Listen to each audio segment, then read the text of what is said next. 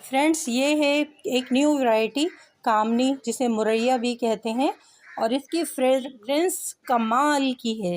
रात के वक्त दोस्तों हर तरफ बस लग रहा था जितनी भी जैस्मीन की वैरायटीज़ हैं उन सब की खुशबू, उनकी फ्रेग्रेंस मिक्स हो गई है। तो इतना ज़बरदस्त पौधा है। और ये देखिए, इसके लीव्स थोड़े से कामनी प्लांट के मुकाबले आप देखेंगे कि थोड़े से लीव्स इसके बड़े हैं, और गुच्छों में इस पे ये फ्लावर्स आते हैं। दोस्तों अभी देखिए, विंटर पूरी तरह स्टार्ट भी नहीं हुआ और ये इतना कमाल की फ्लावरिंग कर रहा है। वीडियो पसंद आए तो प्लीज़ लाइक कीजिए, शेयर कीजिए।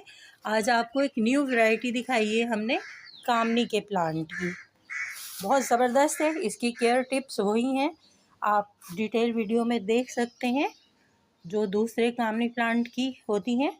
सबसे बढ़कर ये अच्छा, इसके फ्लावर का साइज़ भी कुछ बड़ा है, जो कॉमन कामनी प्लांट होता है उसके मुकाबले में।